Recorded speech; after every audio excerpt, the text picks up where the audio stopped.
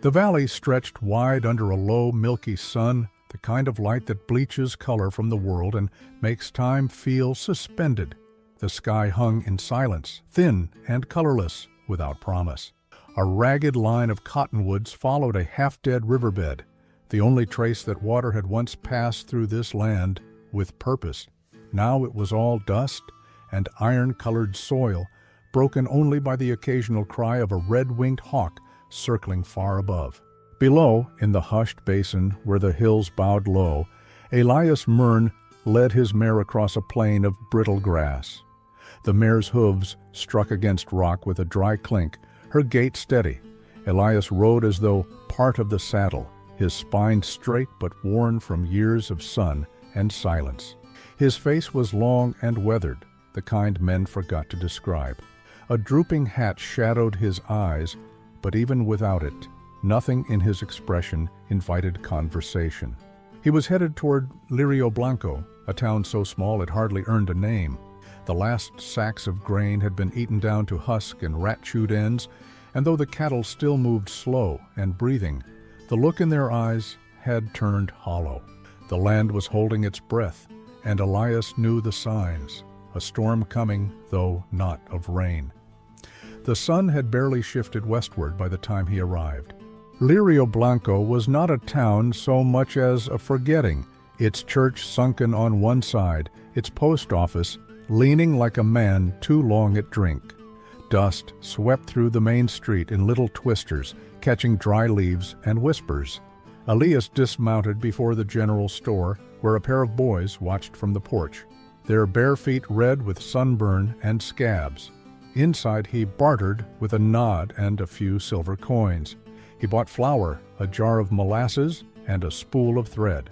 Then, as he stepped out onto the street again, a strange silence caught his attention, not the quiet of an empty town, but the kind that gathers when something unspeakable is happening.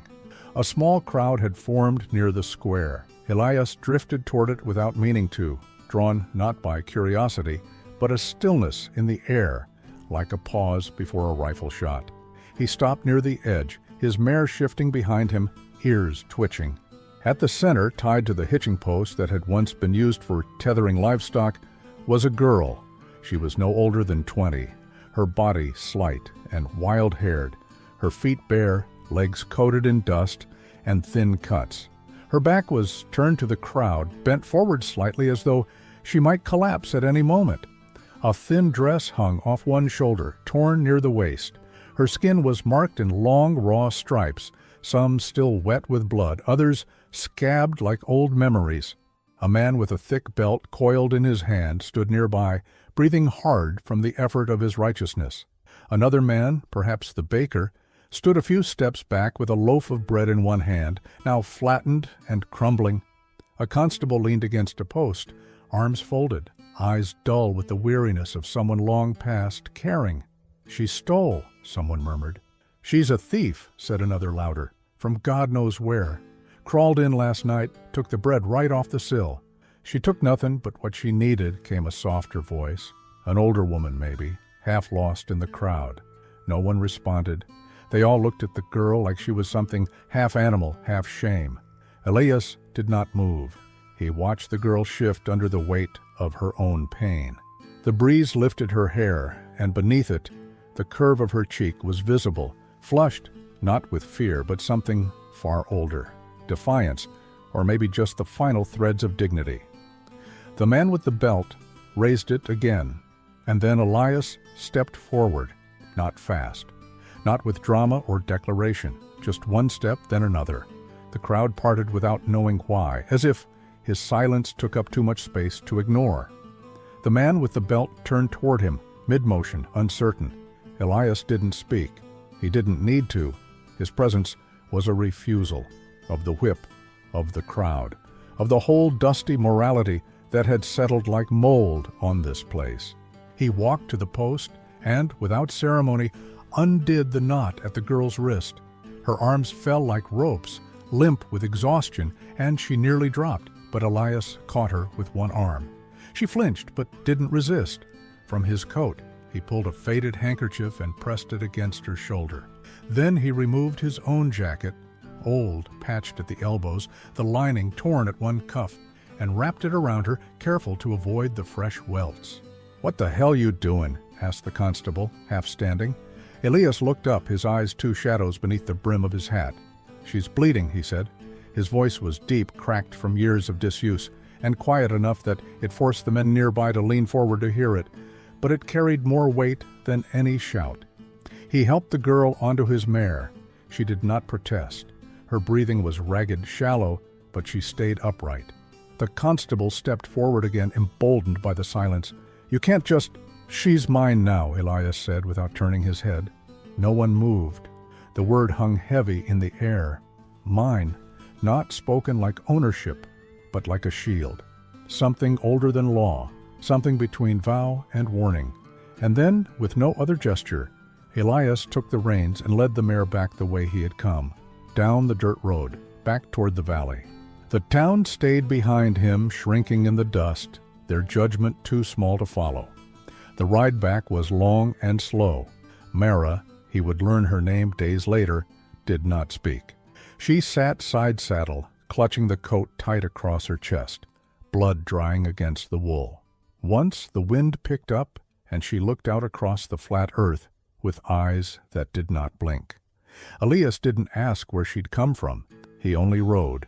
At sunset they arrived at the ranch, a leaning house, 2 outbuildings, a well, and a crooked windmill that no longer turned. The cattle huddled in their pens, noses down, dust coating their hides. A dog barked once, then returned to silence.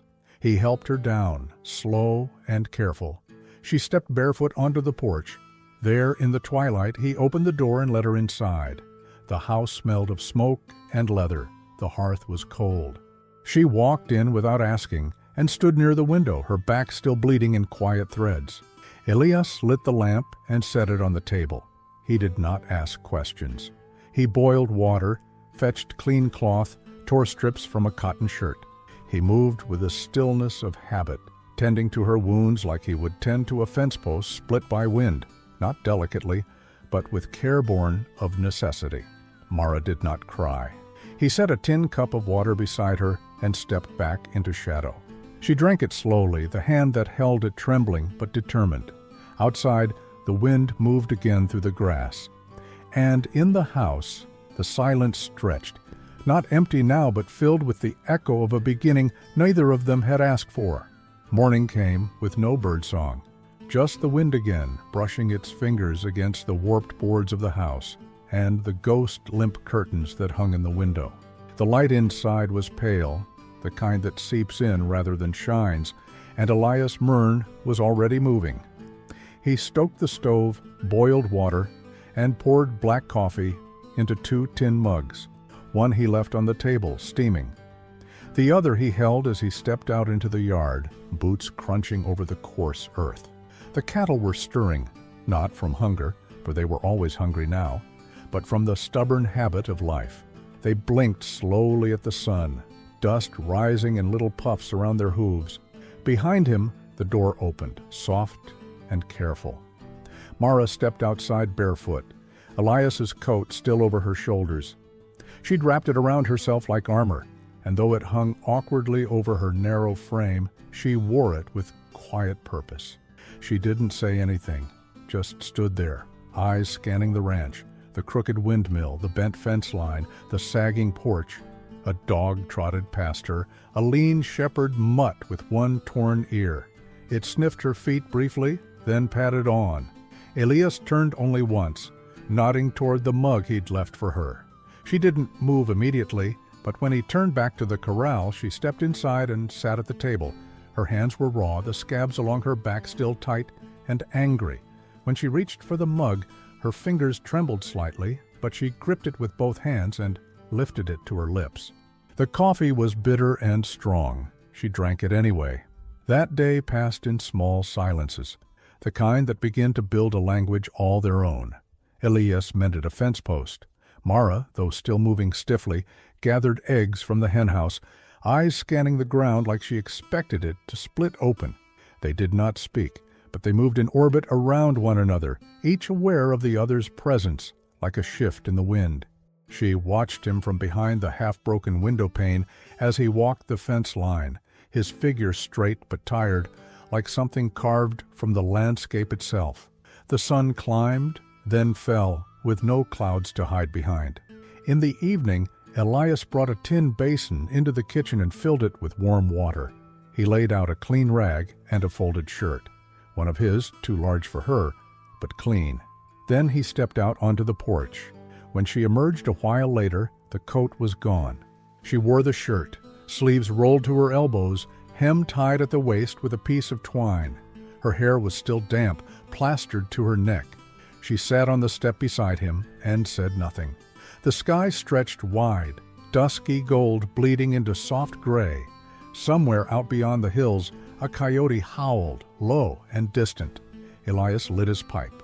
Smoke curled into the dry air like a prayer with no words. After a while, Mara asked, "What's this place called?" Elias took a long draw before answering. "Ain't got a name." She nodded, as if that made sense. He didn't ask her name. It wasn't that he didn't want to know, it was that he knew she'd offer it when she was ready. And when she did, it wouldn't be to define her past, but to mark her choice to be here, in this place where the world had stopped asking questions. That night, she slept in the old storage room beside the kitchen. The walls still smelled faintly of oats and old grain sacks. He gave her a wool blanket, folded thick, and an oil lamp that burned soft and low. Before turning in, he checked the back door twice, locked it, then stood at the window a long time watching the empty field. In the days that followed, the rhythm deepened. Mara spoke only when necessary. Elias spoke even less. But she began to move more confidently, feeding the hens, boiling beans, darning old socks that had been piled in a basket for years. She cleaned the soot-black kettle, swept the floor, repaired the broken leg on the stool. Each task she took on with a steady sort of defiance, like she was stitching herself back into the shape of a person. One afternoon, Elias returned from riding the north pasture to find her atop the barn roof, nailing down loose shingles. Her back still bore the red memory of lashes, but she held the hammer with firm hands. He didn't call up to her. He just stood there in the yard, watching her silhouette move against the sky, determined, fragile, unbroken. That night, he left a small tin box on the table. Inside was a wooden comb, carved long ago by someone else. She didn't thank him. She didn't need to. By the end of the week, she had a name again. "Mara," she said while washing dishes under the pump. Elias didn't stop what he was doing, but she saw him nod once, slow. She didn't ask for his name.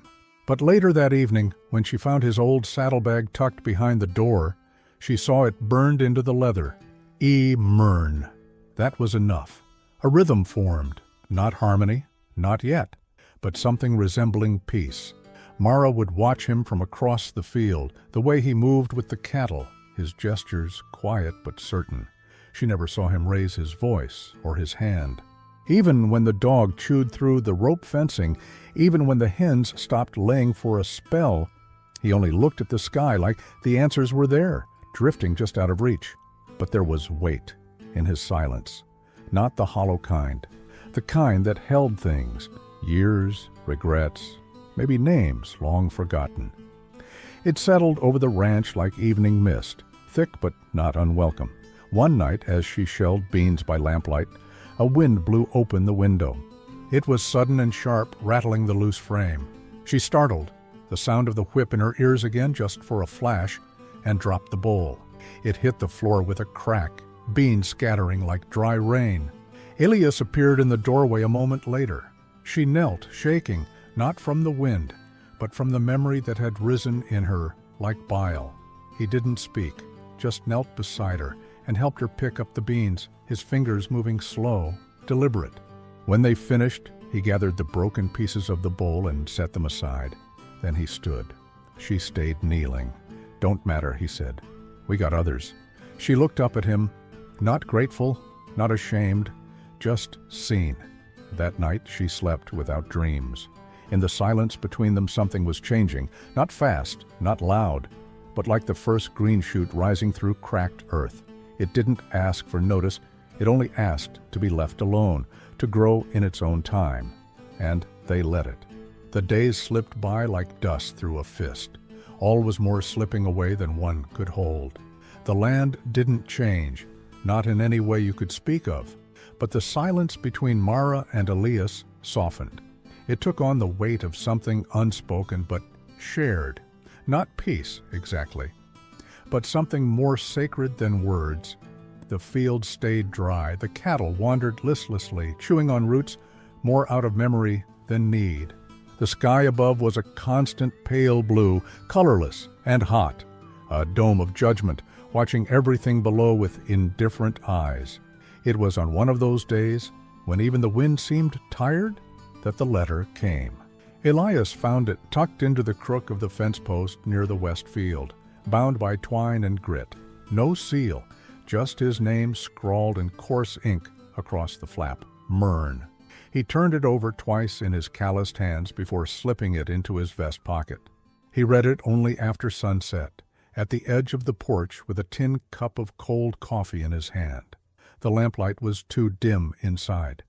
He opened the envelope without tearing, unfolded the paper slow, like each crease might whisper something he didn't want to hear. The writing was brief. The girl you took from Lirio Blanco remains under warrant for punishment unsatisfied. Return her for proper judgment or face legal recourse as a harborer. This is final. Magistrate T. Quill. He stared at the words for a long time, not reading them so much as watching the ink dry on his soul. The law, when it came this far west, came late and crooked, but it still carried teeth. The kind of teeth that didn't bite you clean, but tore. Mara had fallen asleep in the chair by the window, her head tilted back, one arm dangling. The fire burned low. A blackbird had roosted on the fence post near the well. Not a crow, but its kin. A sign of something. Maybe change. Maybe reckoning. He folded the letter, lit the edge with a match. The fire caught slowly, paper curling inwards like something ashamed of its own words. He let it burn in his hand until the heat bit deep, then dropped it into the dirt beside his boot. The wind took the ash. In the morning, Mara found the remains in the basin sink, charred flecks clinging to the metal. She said nothing, but her hands tightened slightly on the rim as she scrubbed it clean. She didn't ask. She didn't need to. But something passed between them that day, like two shadows finally touching. That afternoon, Elias disappeared into the shed and didn't come out until dusk. When he returned, his boots were coated in sawdust and oil, and his hands smelled of rust. He placed something on the table with quiet finality, a small tin tobacco box. He didn't open it, just set it there, then walked out again to feed the mule. Mara didn't touch it at first, just looked at it, her eyes unreadable, like she was weighing the box against the whole world. Eventually, when the wind died down and the stars came out like forgotten songs, she lifted the lid. Inside was a ring, not new. The gold was dulled, a faint dent on one side. It was a woman's band, simple and thin. There were no initials, no engravings, only time worn into the metal. It rested atop a scrap of blue cloth folded tight, maybe from a dress long gone or a shirt that had once been whole. She didn't cry, she didn't smile. She simply closed the lid, set it back on the table, and folded her hands in her lap. Later that night, as the stove crackled low, Elias walked past her chair and paused. Not long, just a breath's worth of stillness. She looked up at him, he looked down. Neither moved. Then he said, "There's a chapel out past the dry creek.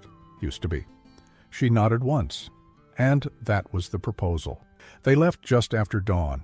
She wore a white blouse she'd found folded in a cedar chest, yellowed now, but clean. Her hair was tied back with the same blue cloth from the tin. Elias wore his best shirt, the collar stiff and unfamiliar against his neck. He looked uncomfortable in it, like a man trying to be something he wasn't. But he wore it anyway.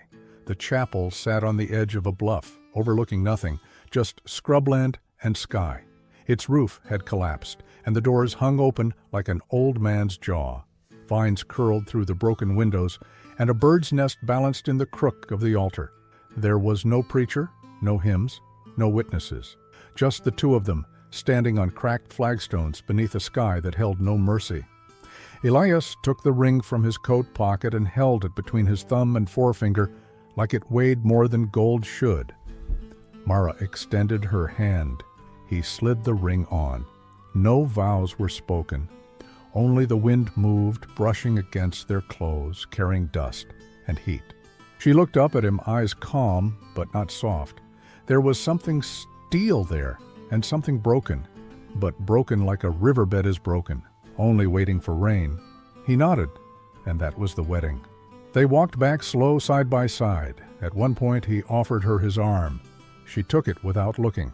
By the time they reached the house, the sun was high and mean again. The chickens clucked in their pen, the dog scratched at the porch, and life resumed its shape, like a blanket smoothed over something too sharp to touch. That evening, Mara brought out the broken bowl and the one she'd dropped in a fit of memory days ago, now mended with careful glue and wrapped in twine to hold the cracks in place. She set it on the table and said quietly, "Still holds water." Elias looked at her for a long moment, then nodded once. They sat together on the porch as night fell, not touching, but close. Two outlines against the dying light, made whole not by ceremony, but by choice. In the distance the land stretched outward, silent, wide, waiting. The wind changed. It didn't howl or scream. It simply shifted. A subtle thing, a colder edge in the morning. The smell of creosote, sharp and metallic. The silence of animals who knew before men did that something was drawing close. Not weather, not rain, something else. Elias Murn stood at the edge of his land with his hands on the fence post, staring out at a field that hadn't borne green in years. His breath steamed slightly in the chill, but he did not shiver. Behind him, the barn doors groaned softly. A loose board tapped against the siding with the rhythm of a clock running out of time. Mara stepped out onto the porch, wrapped in her shawl, her wedding band flashing briefly in the early light like a coin tossed in prayer. She didn't call to him, just watched the long shape of him against the failing sky, a man older than his years, carved down to essentials by solitude and the sun. She'd begun to speak more, but only when silence wouldn't do. She'd started singing under her breath when she boiled water or brushed the dog. Old songs, barely words, more rhythm than melody. Songs women knew from corners of rooms where men talked too loud and left too early. That morning she saw something tucked under the stirrup of the mule's saddle. A note rolled tight and bound with twine. No envelope this time, just a name again. Elias Murn. He read it inside, at the table, same position as the first. She didn't ask. He read it once, then folded it into quarters, placed it beside his coffee, and stared at the wall. "They're sending someone," he said after a while. She didn't flinch. "A deputy." Still, she didn't move. "They want you back." She blinked slowly. "You burn that too?" she asked. His fingers tapped once on the table's edge. "No, not yet." Later, he went out to the shed, not to work, but to wait. The deputy came the next day, just before noon. Rode in slow, dust hanging around him like a memory. He was young, maybe 30. Wore the badge like it didn't fit right, more weight than metal. His hat was tilted forward, shadowing his eyes, and the horse beneath him was too fine for this kind of land. Elias was already by the corral when he arrived, one hand resting on the split rail, his other brushing the mane of a dull-eyed mare. "Elias Murn?" the deputy asked, pulling the reins slightly. Elias nodded once. The deputy dismounted, real careful, not aggressive, not humble either. "I'm here for the girl." Elias didn't speak, only watched. "She's under open warrant, stealing bread, interfering with justice, harboring. That falls on you." "She ain't a girl," Elias said finally. "She's my wife." The deputy blinked. That part wasn't in the letter. You married her? Elias didn't answer, didn't have to. The deputy shifted slightly, glancing toward the house. Mara stood in the doorway, not hiding, not watching, witnessing. Her eyes met the lawman's, and something in them must have told him what he needed to know. Not fear, not surrender, just the look of someone who had already suffered and would not do so again in the same way. I could come back with papers, the deputy said. You could, Elias replied. His voice was like gravel under boots. Silence stretched. The deputy cleared his throat. She was whipped for it, wasn't she? In town. Elias nodded. Once. Then it's done, the deputy said, mostly to himself. The wind picked up slightly. Dry leaves circled the deputy's boots. She running for more than bread? He asked, softer now. She's not running anymore, Elias said, and that was that.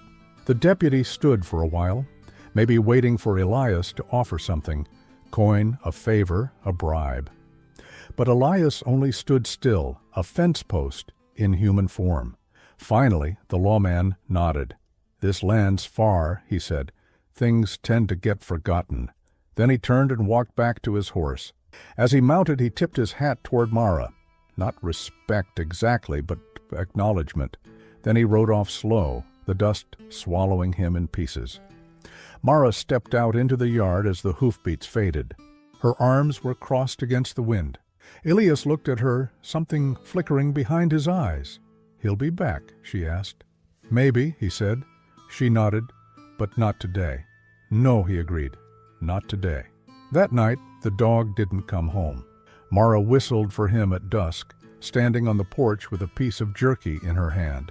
But the dusk grew heavy, and the hills swallowed the sound.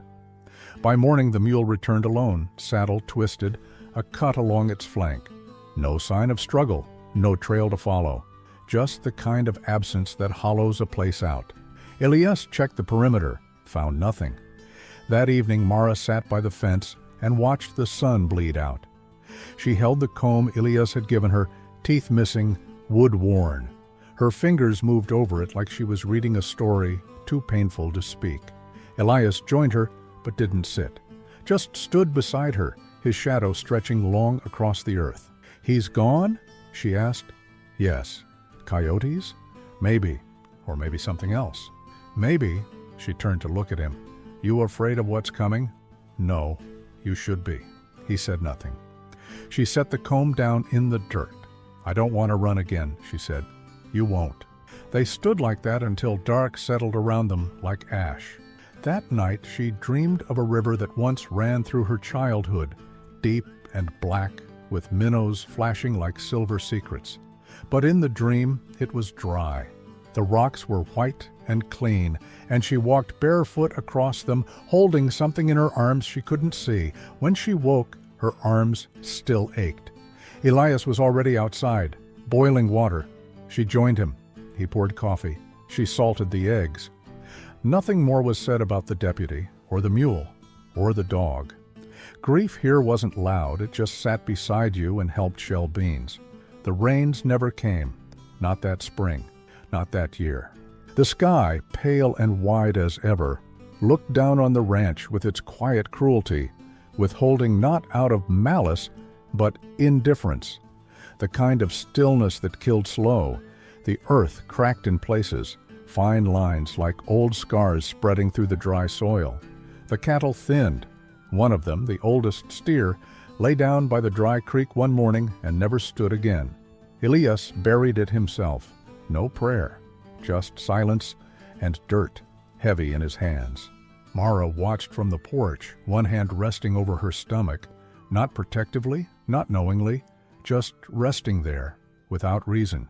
She said little those days, but her movements became more deliberate, her silences deeper. Inside, the house had shifted. The door groaned differently now. The floor near the hearth had begun to sag, and the roof above their bed leaked soft brown circles into the ceiling boards. Nothing sudden, just time creeping in like it always did. One afternoon, Mara found a patch of wild grass growing near the edge of the fence line. Not much, just a few thin stalks, green as a lye. But it wasn't the color that caught her breath. It was the place. right where she had knelt the first night, blood running down her back, when Elias had lifted her from the saddle and she'd almost fallen. She didn't tell him. She just bent down and ran her fingers through the blades, dry at the tips, soft underneath. She left them uncut, though the cattle would have eaten them. That night she made bread.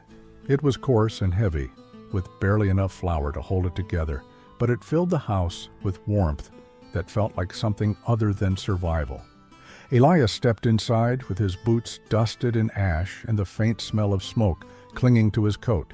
He'd burned the old branding irons one by one out near the edge of the field.